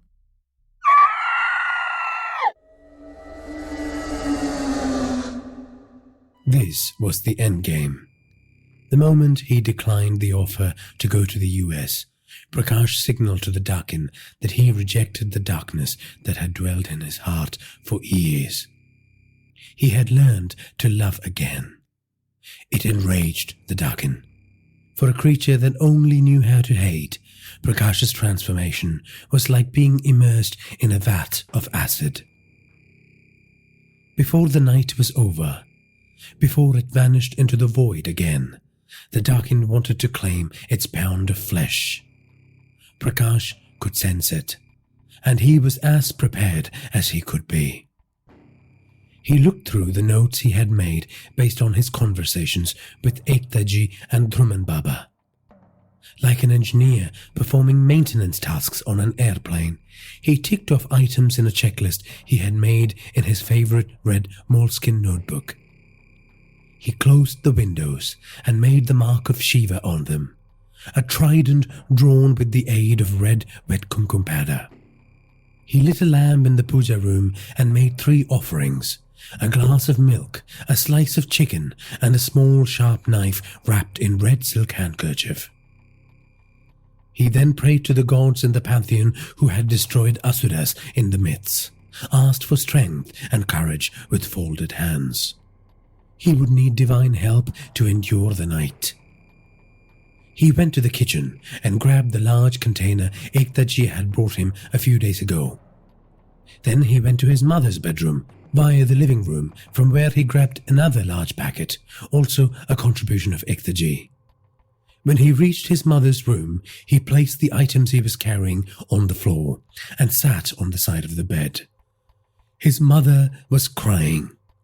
He could tell she was fearful of what was to come. "Don't cry, Ma. I'm here. We survived that monster that was my father because of you. We will endure this too." He wiped away her tears. He would not let that thing have his mother. Prakash opened the package he grabbed from the living room. A clue of sacred string which was blessed by Ekta ji and Dhruman Baba. He unwound it, passed the string over his mother, then under the bed and over again, like a spider spinning a web, creating a protective shield around her. It was not so tight that his mother couldn't move or breathe, but he made sure it covered most of her body. Then he squeezed his mother's hand to provide assurance. "I love you, Ma." He now opened the lid of the container and grabbed a handful of the white flour mixed with turmeric, infused with the blessings from a ceremony Ekta ji had performed for them. He drew a circle around his mother's bed with the powder. He walked around the house and also made a protective barrier with them at the entrance to every room. Then he picked up the phone and rang Ekta. "It's done," he said. "Did you hear that?" he said. "I did. It has begun," Ekta said. "Be strong." Ekta placed the phone back in its cradle and rushed to her prayer room. She had spent the entire day preparing for this moment. In her prayer room, she had drawn a large yantra with colored chalks and decorated them with red flowers. The yantra was a series of circles and triangles drawn on top of each other, with great precision, expressing the many layers of reality, framed by a large square, the borders of which was adorned with beautifully scripted Sanskrit mantras from sacred Vedas. Golden lamps were placed around this diagrammatic portal to the other world. Many metallic objects were stacked in the 4 corners of the room. Ornate knives, steel tumblers, gold-plated ceremonial artifacts. Ekta sat in Padmasana pose in front of the yantra. She folded her hands in prayer and chanted. First, she offered a prayer to Ganesha, to guide and help Prakash remember the knowledge she and Dhruman Baba had imparted to him. She then prayed to the great goddess Shakti to help protect her friend, Prakash's mother. Ekta was sweating. For all the preparation they had done to face off this vile spirit, the fear remained. Ekta had no clue how the demon would react. She opened her copy of the Atharva Veda.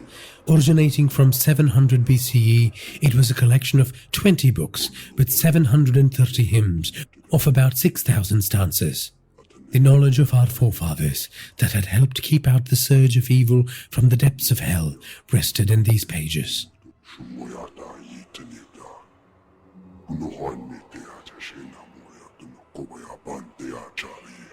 Ektaji's immense skill as a medium directly resulted from years of training she had in engaging with the mantras and using it to banish many a vile demon to the netherworld.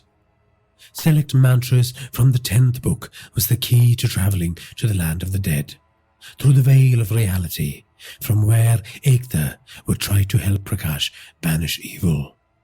She began.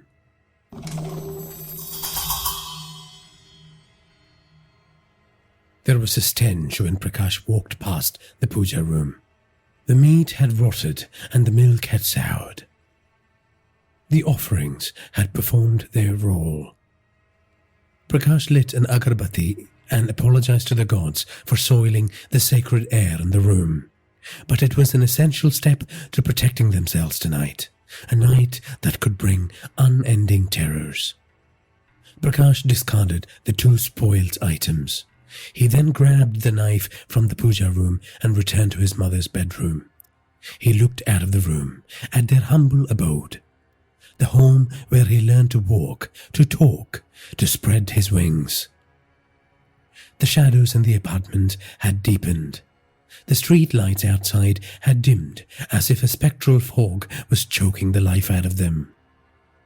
The air hummed with angry energy, seeping through the veil of reality from some unknown region of the universe. There was a low hum that unsettled the rhythms of Prakash's body. He looked at his mother, covered in the sacred thread. He had done his best to make sure she was as comfortable as possible. But she was still awake and staring fearfully at the ceiling.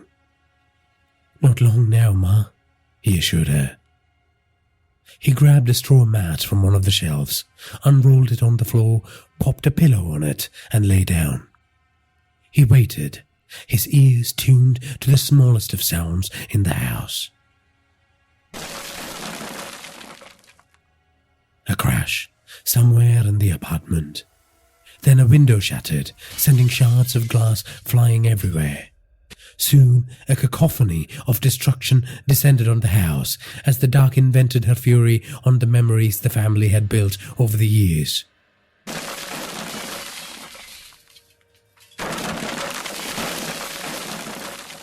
Cracks appeared in the photo frames on the wall. Vases were flung to the floor. Furniture was overturned. She was coming.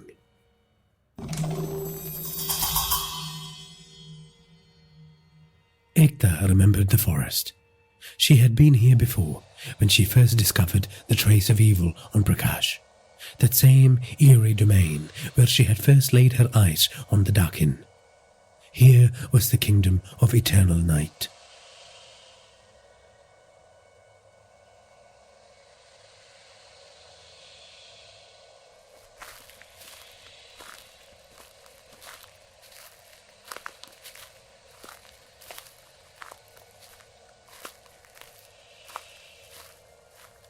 Something emerged from the forest behind her. She turned around.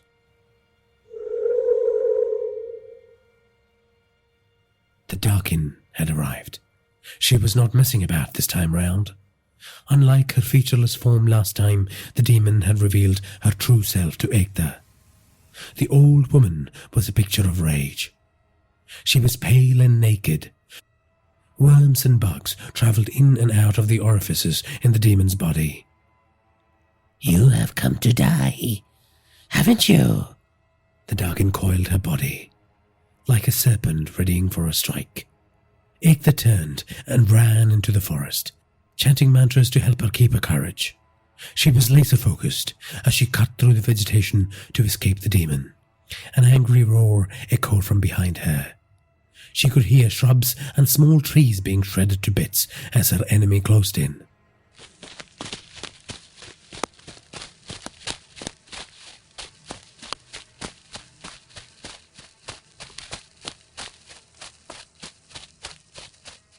The creature's foul breath was now bouncing off her skin.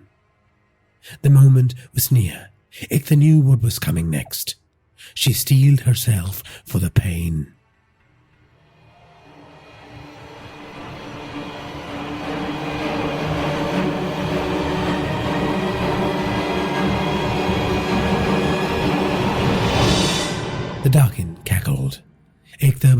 firmly in its kill zone now.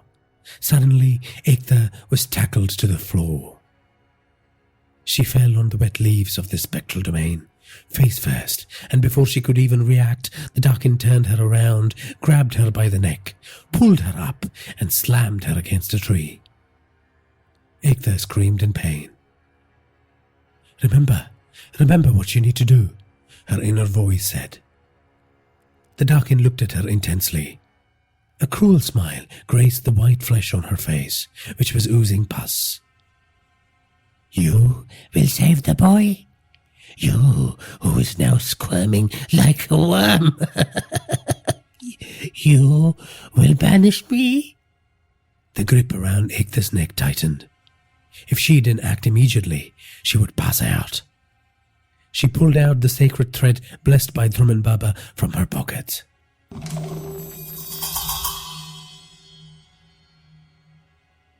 After the storm of anger unleashed on the apartment by the Dakin, it was now eerily silent. Ekta ji had asked him not to close the door. She had asked him to bait the creature, to let it come to him. He looked through the open doorway at the darkness beyond. A sound of something moving on four limbs, then silence.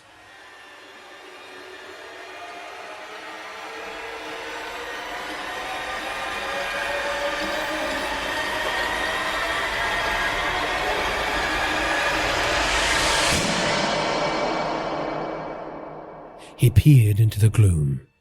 It was like staring into the void.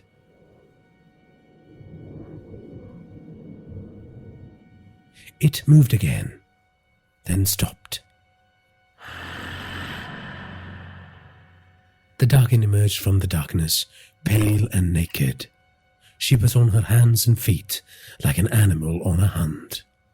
Boy, I have come for you and your mother, she said. Prakash balled up his fists, his nails digging into the flesh of his palm. Come on, you wretched creature, he said.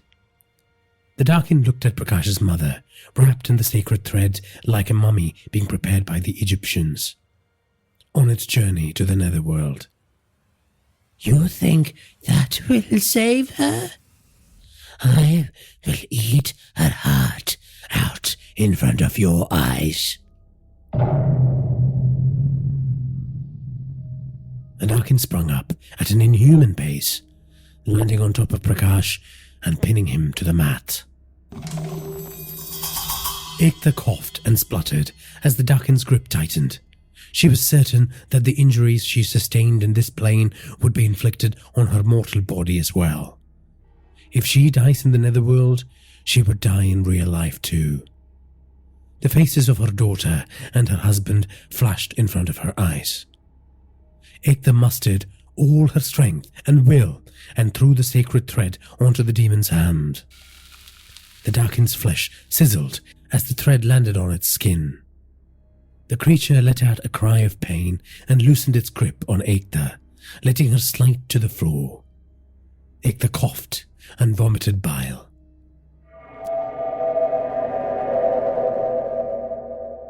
The Dakin's pained expression changed. She looked at the thread clinging to her flesh amusingly and pulled it off. She dangled it in front of Ekta with a smile. Is this what you were going to use to bring me down, sweetheart? No, that was just a distraction, Ekta said.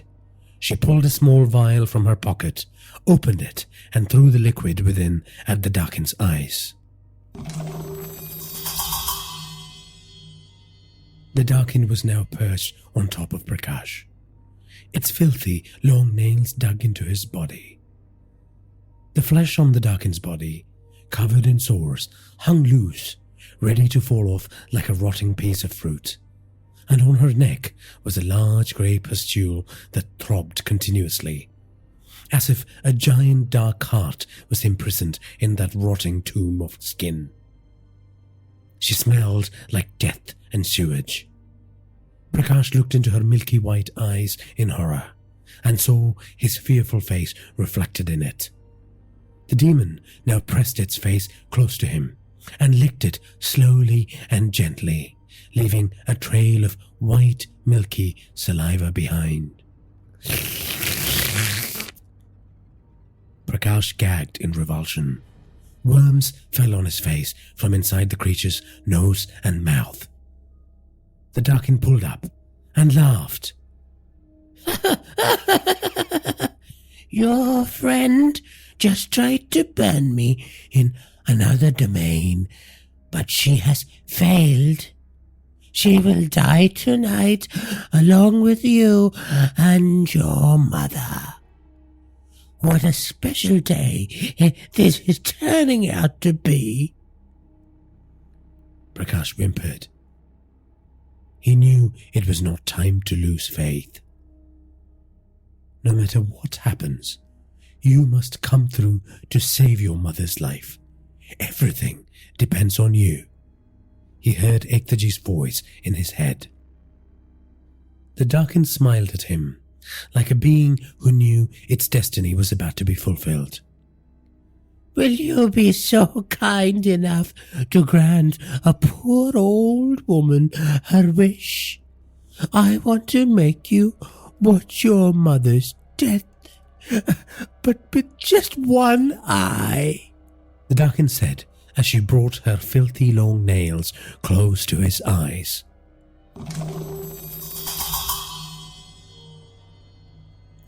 Ekta watched with great satisfaction as the creature reeled, grabbing its eyes and screaming in pain.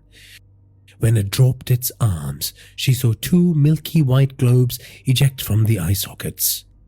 Blinded, the creature fell to the ground and squirmed and thrashed in pain. Ekta chanted the Mool mantra that would help her exit the netherworld. She was back in her puja room. Ekta had a purple mark around her neck where the creature had grabbed her, and she was shaken, but otherwise she was fine. No time to waste. The battle has not ended, she reminded herself. She folded her hands and prayed for Prakash's success. Prakash watched as the creature's eyes fell out of its sockets, and it halted its attempts to rob him of his own eyes.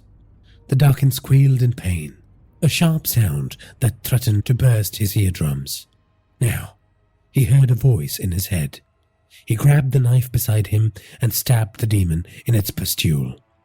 It burst open like a dam, pouring black fluid all over Prakash's body.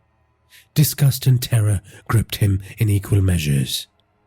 The demon fell off him and rolled on the ground, pain etched on every part of its body. Prakash stood up. He now towered over the Darkin, feeling confident. Go away! Go away! It said, clawing at thin air. Its empty eye sockets expunging green and grey matter from within. Die, you demon, Prakash said. He stabbed the creature all over its body while avoiding its swipes. It tried to crawl away from Prakash, into the darkness of the rooms beyond the bedroom. He continued stabbing, venting all his frustrations and his fury on its decaying form, remembering everything the creature had done to him and his mother, punishing the creature for the transgressions of his father. The Darkin's movement ceased. It laid on the ground like a pathetic pile of rotting flesh, wheezing, weeping, muttering something under its breath. For a second, Prakash felt sorry for the creature, but then its mutterings grew louder, and he realized there was no salvation for this wretched spirit. I hate you. I will come back and hunt you. I hate you. I hate you. I will come back. I will eat your mother's heart out. Prakash entered a frenzied state of mind, and he stabbed the creature repeatedly till it stopped uttering its vile words, and its meat sizzled and melted away into a milky gelatinous puddle.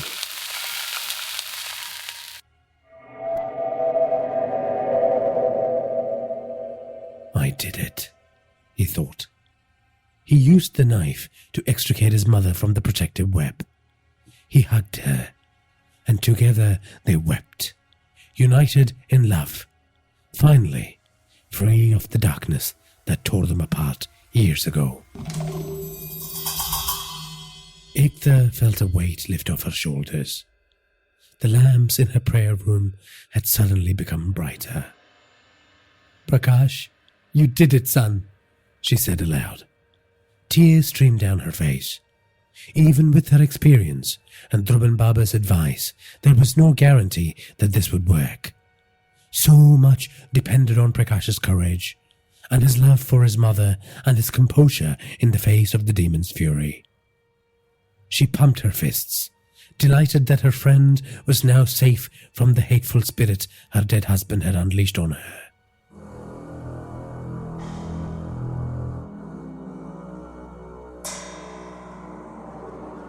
The prayer room was bathed in the light of the lamps, everywhere except for one spot. Ekta noticed shadows growing in one corner of the room. She couldn't see anything in the beginning, but then it became clearer.